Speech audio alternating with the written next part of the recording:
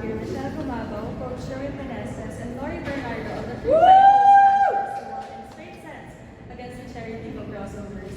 Coach, congratulations on this win, another bronze medal for Creamline, your 19th straight podium finish here in the PBL. Can you talk about yung naging dominant performance ng team in this trip against Cherry Pico?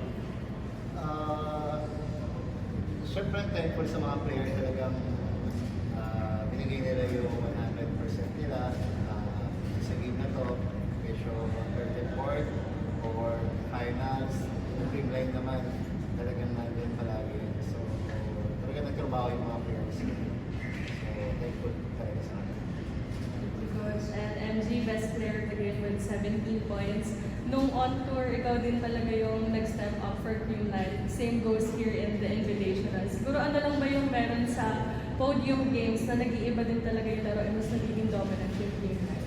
Siyempre excited din lahat kung makaka-podium ba kami. And kami din naman, yun naman yung pinipilit namin. Sabi nga ni Coach, whether pinaglalabanan namin yung championship or yung third place, kailangan pareho talaga yung intensity namin. And I think nabigay naman ng lahat ng tao ng team today, kahit yung mga hindi nakita maglaro, they were present and talagang focus talaga lahat. So it was really team effort and kasama na rin talaga yung energy ng mga fans kanina. Thank you. And Lori, nung century, ikaw din talaga isa sa naging game changer for Creamline.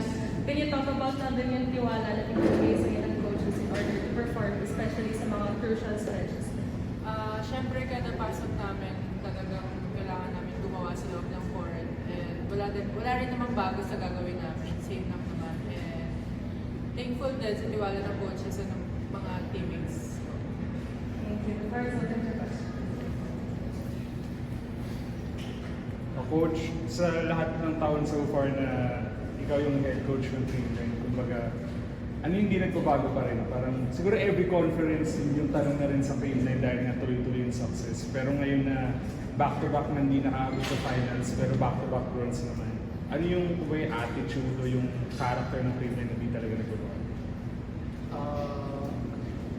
Tingin ko yung talagang very competitive nila palagi sa training.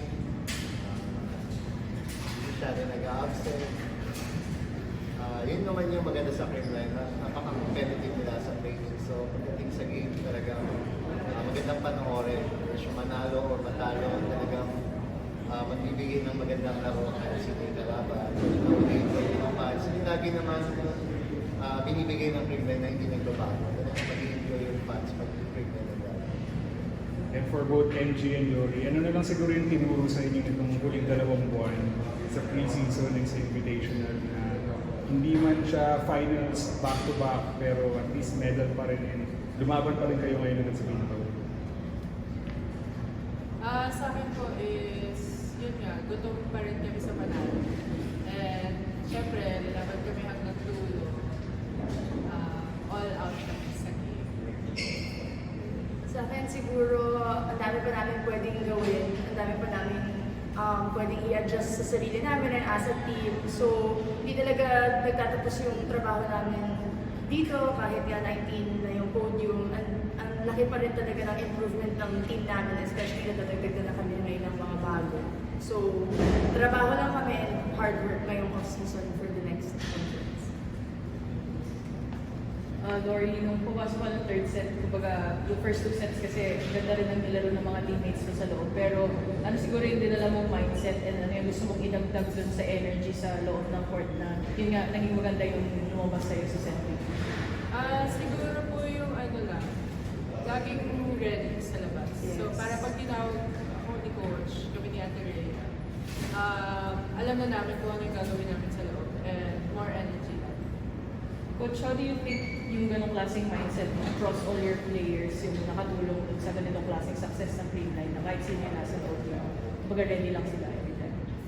Siguro, tingin ko parang tradition na rin yun eh. Kasi dati pa ganun din naman.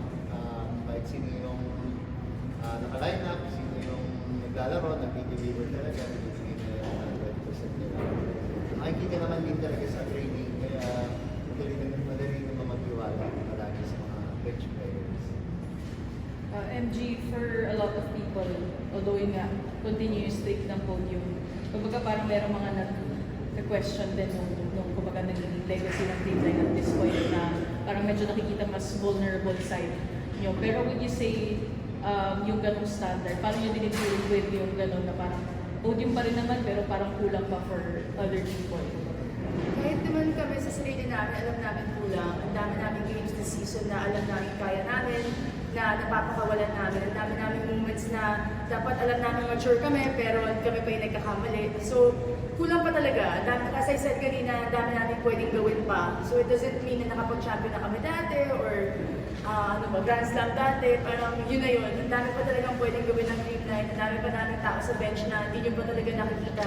Andiyan si Lori, andiyan si Ate Rhea. So, ang dami pa, parang feeling ko nga batang team kami ngayon, Coach. So, lots to work hard and look forward to. Kasi alam namin na as gumagaling din naman yung ibang teams, kami din kaya namin mag-improve pa sa nakita ng lahat before.